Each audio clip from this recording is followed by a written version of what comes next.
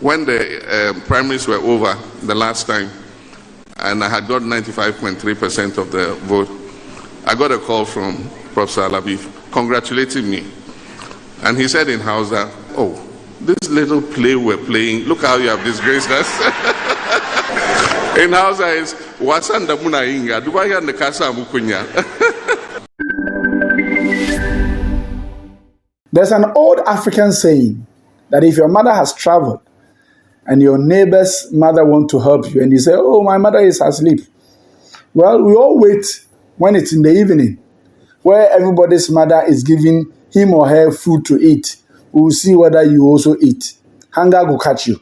To wait, so mommy, wait to corner, so that somebody will help you. In this current dispensation of our economy, how are you feeling the pinch? Is it okay? Can we equate it to some area of mismanagement of our economy? Or things are not really good? Russia, Ukraine, COVID, and all that. I want you to send me your comment. Is it that the system itself is hard, or somebody is not really doing a good job? Today we're going to talk about we're going to break and give you reactions to the former president's official launch of his campaign towards the NDC candidature to pick up one person to come and then stand in the 2024 general election. Hey, it was a packed event, and we are here to do the breakdown and the reaction. Welcome to the Spotlight. So welcome again to the Spotlight. Hey, it's been so good. Anytime I'm coming to you, I'm happy I'm coming to meet a friend and a brother and a sister. But don't forget about this. Subscribe to our page. Subscribe. Just press the subscription button. I always want you to be the first person to enjoy our videos, okay? So just subscribe, and then don't keep it to yourself. Send it to someone to also subscribe and then follow us. It's very going to be very beautiful this day. As I said, we are going to do a breakdown and a reaction to the former president's launch of his campaign bid for the NDC to elect him again as the flag bearer for the incoming or the upcoming general election in 2024. And I must say, the event was a packed event. The UHAS campus was so charged.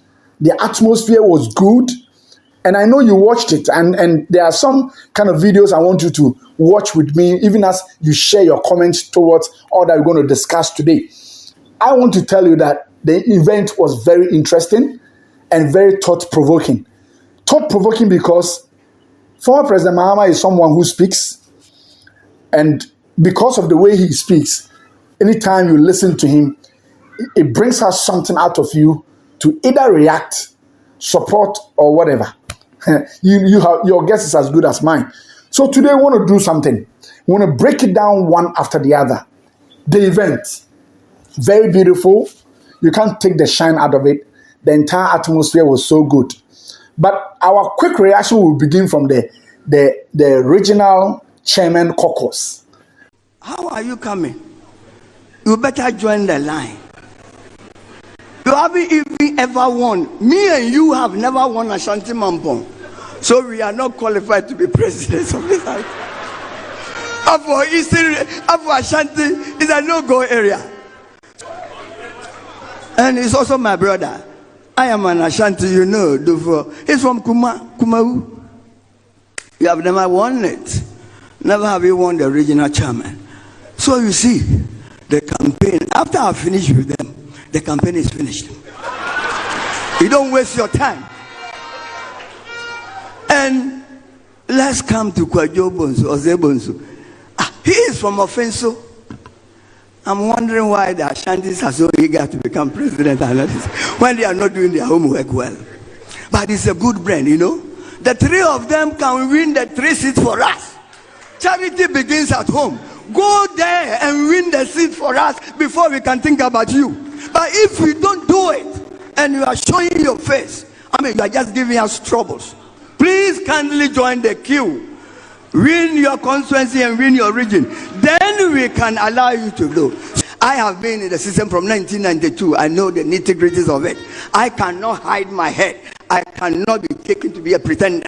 I, John Kwajo Japon, and as a regional chairman of OT and the dean of chairman, and with all my people, support and endorse our brother, His Excellency, the front bearer, the incoming president, John Mahama. Wow. Was it an endorsement or a declaration of support? Well, whichever way you can describe it, share it with me. Let me hear your thoughts. You know what? It was so fascinating. You know why? Because number one, with the exception of Greater Accra, I saw every region represented. Yes. Greater Accra, Honorable Ashimo, he did not go. Neither did he send a representative to represent him, because I know Ashanti region, the chairman had traveled, so he sent the vice chairman in the person of captain to represent him. So I want to ask a question. Oh, this one is only a question. Why is it that Honorable Ashimo did not represent the Greater Accra? Are there any disaffections between the Greater Accra caucus and the former president's camp? Is there any challenge whatsoever? We want to know, because this was a national event and we were expecting that every region. Why? We saw the greater, the northern region, all the northern regional chairmen were there. The western regional chairman, Nana Tofu, who was there. So why is it that the program was organized in the Volta region and the Greater Accra regional chairman refused to attend? Hey, Asamaba, what is happening? Honorable Ashimo, are you declaring your support for a different candidate? Let us know. We want to know. Maybe you don't like President Mahama or you don't like his candidature. Let us know. This is democracy. You must exercise your decisions dispassionately. Let people understand why you were missing in action. Hey, missing in action. Or why a debruta. You don't understand. But you see, we are just making reactions and making sure that everything goes on well. It is Ghana. Hey, our country is Ghana. Now, do you know that President Mahama, he's very satirical. Yes, I like this man. He's very satirical. He can use an occasion and then crack some jokes for people to laugh. You know, he describes someone, the name is very big, Ozymandias. Bessie Bish Shelley, who in 1817 wrote a famous poem titled Ozymandias. This poem was a cautionary tale about the ruler who was so full of pomp, arrogance, and a deluded sense of self-importance. One is struck by the poet's description of the clueless ruler as he goes on to boast, "My name is Ozymandias, King of Kings. Look on my works, ye mighty, and despair." Unquote. Tragically, according to the poem, when one looked around to see these so-called works, one saw nothing but sand and decay. The poem mirrors our present national circumstances in a very uncanny way. Ozymandias, in a novel that he was trying to portray, was a personality who says he was a king and he has built everything, and yet when you look around, you don't see anything. So the question is, was President Mahama referring to President Nana Addo? because we know that MPP government, they have done something. 8 years, it will be small. They've done something. But President Mahama said, Ozymandias says, I am the king of that country. I have built everything. And yet, when anybody turns their heads around, they don't see anything. And that's what NDC, everybody is talking about from NDC, that President Nana Addo has not done anything. Is it true? No, I don't believe. Because if nothing at all, we can see free SHS. And everything, you know. Yes, your guess is as good as mine. That is why I said this show is interactive.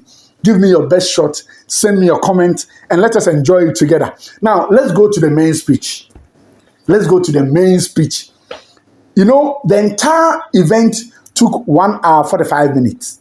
Yes, I've taken notice of that. It took 1 hour 45 minutes. But all that everybody spoke, it was only 8 bullets that will benefit you and I. Yes, I mean it. And I know what I'm talking about. On all that was spoken on the event grounds, the entire speeches and everything that happened, 8 bullet points is what I'm going to share with you this day. Restoring stability and inclusive growth of the economy. It's an area you and I will have to attest or detest whether the economy is not stable. If it's not stable, hey, your guess is as good as mine. Then we want some stability. If it is stable, voila, let us go. Because as it is today, like the question I asked earlier, is your pocket healthy? Are you sick in your pocket?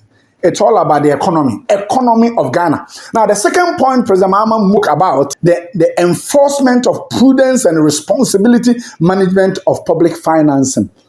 Charlie. Let's be real. You know what? When it comes to safest area to do your investment, the only resort is government bonds. But as we speak today, per what the former president is talking about, it means we are having a shambolic handling of our bonds. Hey, and Ansamabo. Oh, okay. It even brings to mind why the pensioners were running some helter-skelter to chase for their money. How? Ghana, my happy home. Listen, I don't know why you're sweet, why you're there. And listen. He said he wants to restore faith in the financial system and the sweeping reforms that will help the Bank of Ghana to be stabilizing our economy. Hey! So listen, for the 3 things I have spoken about, it's all about economy. So my question is very relevant. That are you having a healthy pocket? And the fourth point is that strategic investment to generate jobs for the youth. But don't forget, subscribe. Don't keep it to yourself.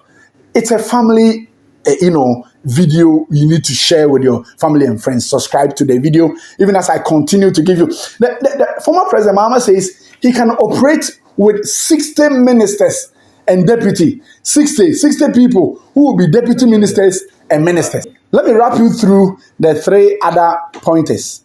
Then we will delve into the main issue for today. Now, he said they will undertake a very systematic constitutional and political reforms to help strengthen the government. That's also a very beautiful one. Now, they said, which is very, very key, scrapping the payment of ex-gratia to all executives, and it will persuade the other organs of government to do same. We'll break it down. Last, but definitely not the least, they will allow students to apply for SHS after they have released their results. Okay, this is part of our pointers we're going to speak about today. Now, the real deal. The president made a reference 6 years ago and 6 years after.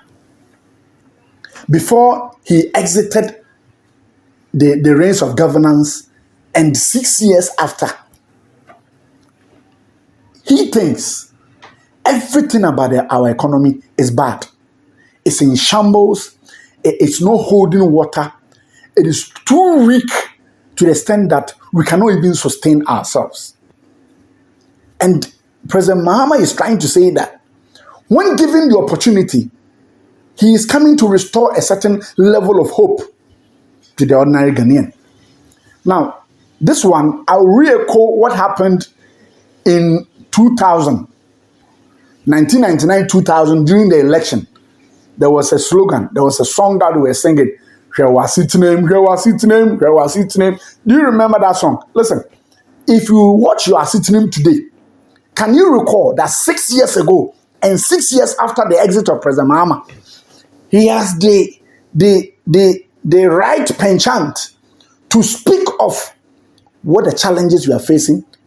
Okay, we will break it for you to give us your reaction. Now let's move.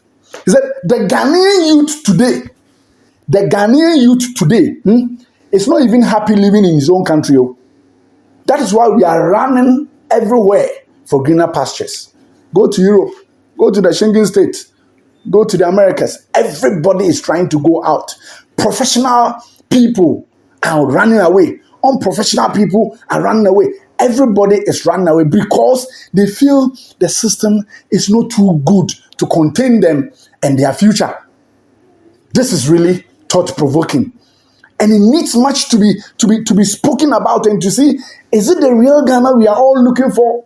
Because the theme for the event was that building the better Ghana we are all looking for.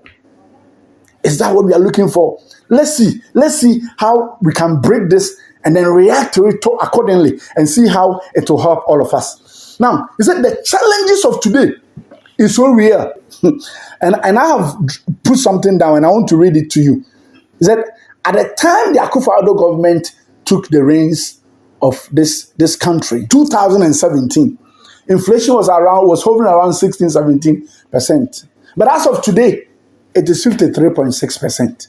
Inflation, the movement of goods and services as we go and buy from the market, how it goes up or how it comes down, the frequency of it is what they use to measure inflation of a country. They said our cedi has depreciated to an all-time low. Today, $1 is equal to 12 cedi 80 pesos. I believe Ukraine and Russia has something to do with this.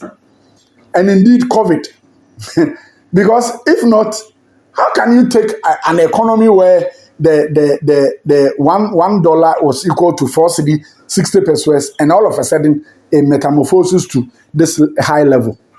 And that is why, you see, the objectivity of our video must be enshrined. That we cannot just speak on one-sided. We need to see the realities of the day and then speak accordingly.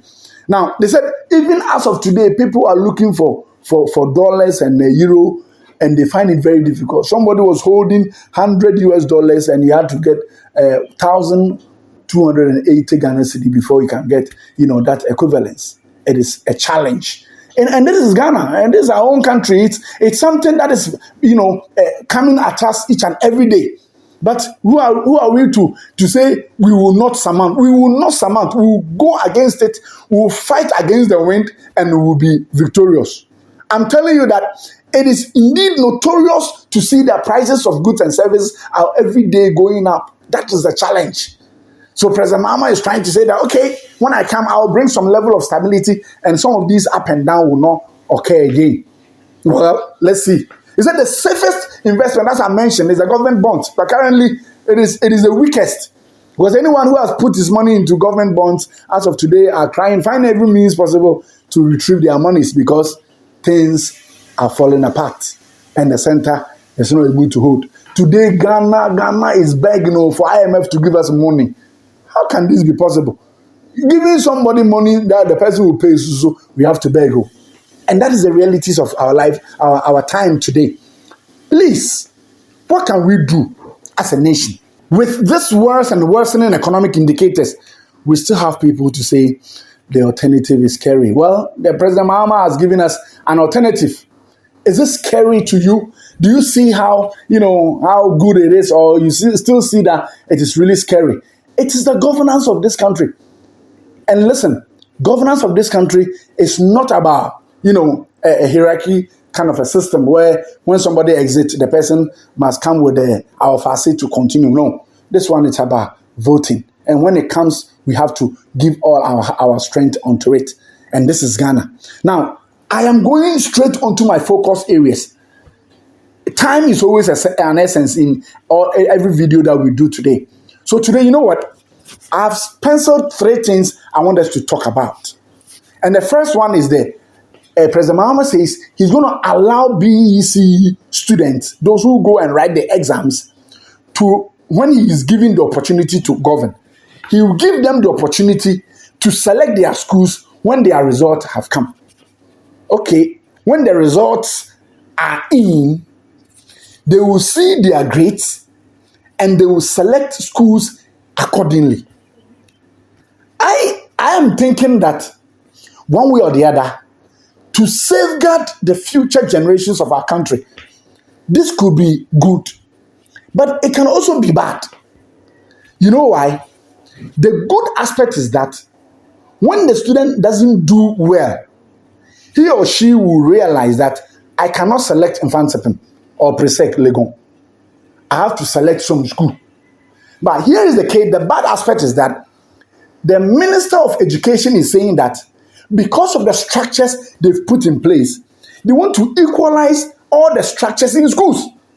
So if you are attending Infantsipim or Presec, and someone is also attending Seco, my alma mater, the person must feel that I'm also attending the same level of high standardized school.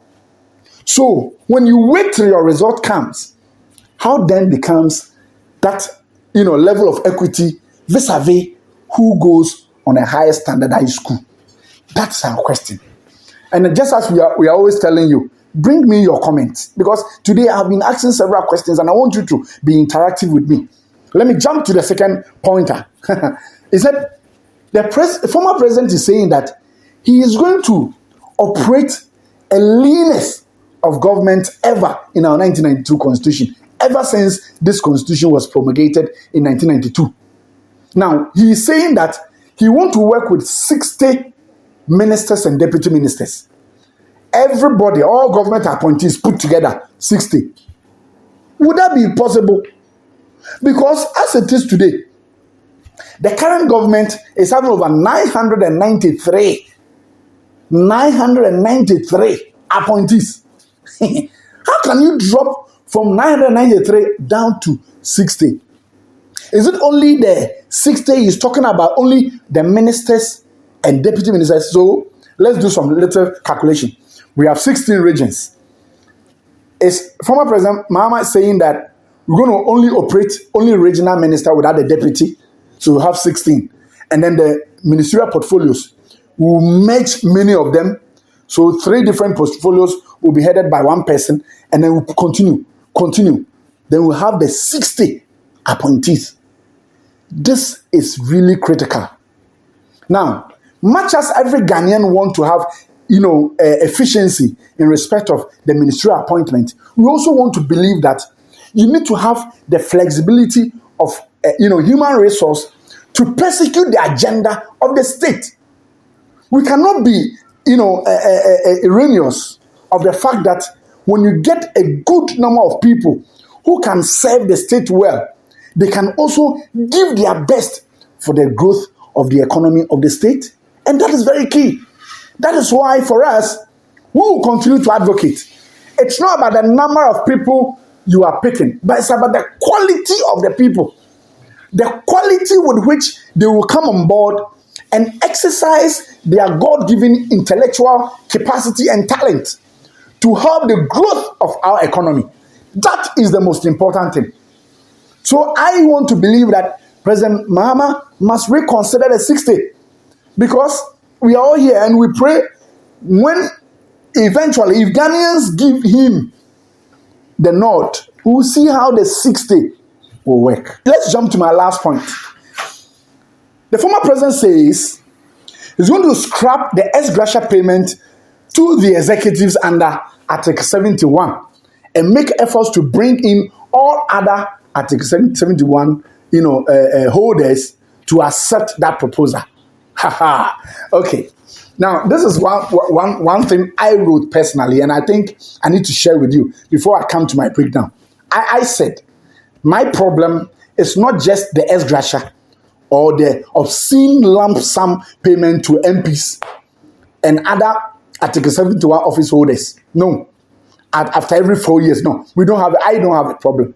But my problem is that the whole arrangement that treats a category of some citizens as Article 71 holders, and the rest are Article 29. When you read the Constitution, you see, if you do the maths well, it smacks of animal farm democracy.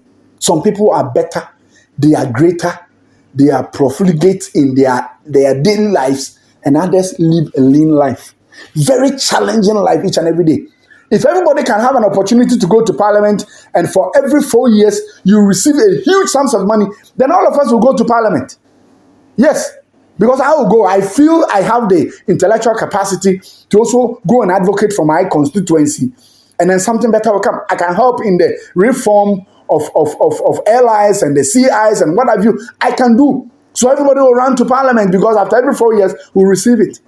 I believe that President Mahama had thought through with this, because if and only if this could be done and could be done well, these are the processes it will go through. Now listen, first and foremost, this one must take over 6 months for it to be passed, and the system starts from the executive writing to the Council of State to consider, and that one must take about 1 month or more. After that, they have to present it to Parliament. And when it goes to Parliament, Parliament will start reading it for the first time, and to go, and that will take about 3 months. That will take about 3 months. Now, after that 3 months, it must be sent to the assembly press, and they will have to do the gazetting for 6 good months. And the processes for doing this, it's all because Article 71 is an entrenched clause in our Constitution. When you read Article 290, Clause 3, it gives you a breakdown of all the entrenched clauses and those who are benefiting from the Article 71 office holders. You see them there.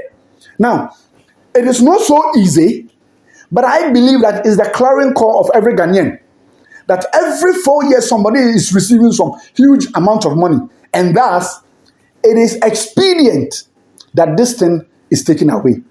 Now, because it's an entrenched clause, it has to be taken through referendum. So which means you and I, our Nami, will all go and vote. Now, assuming without admitting, we will not get plenty people. We must at least have 40% of all Ghanaian voters to vote. And out of the 40%, we need to have 70% of them voting yes or no. And I believe this structure can easily ease the burden of Ghanaians, because we are always crying for, why are these people taking a lot of money? It's like the political class is more better than any ordinary personality that is walking on the street of this country. And that is not the real issue. That is no good. It's about time you and I try to put our foot on the pedal. So for this one, we want to support President Mahama if Ghanaians give him the nod.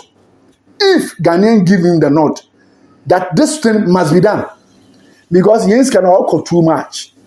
If you look at the amount of money people are taking after every 4 years, you run away. So we want to believe that based on these processes, Ghana will be a better place. Everybody can say, now we don't have Article 71 office holders, so we can all work equally. We receive your salary as it should be. We are all working as ordinary citizens of this country. We are all working. Nobody is bigger than the other. We are all working. So whichever position you find yourself, it's commensurating salary, take it. But after 4 years, you don't have any extra to be paid. Then everybody works well. You work well and you enjoy the fruit of your labor. Nobody runs through the political structure and gets some money after every 4 years. Why? How? It can't be possible. So for us on the spotlight, we want to say it's a good call, but we cannot leave without telling you that give us your comment. It's our opinion. This program is all opinionated. Give us your opinion. Talk to us right in our comment section. We will get back to you. And then remember, we'll come your way again with the other parts that we have not spoken about. It's an 8-point, but today we discussed only 3. Charlie, God bless you, and we'll meet you another time. Bye-bye.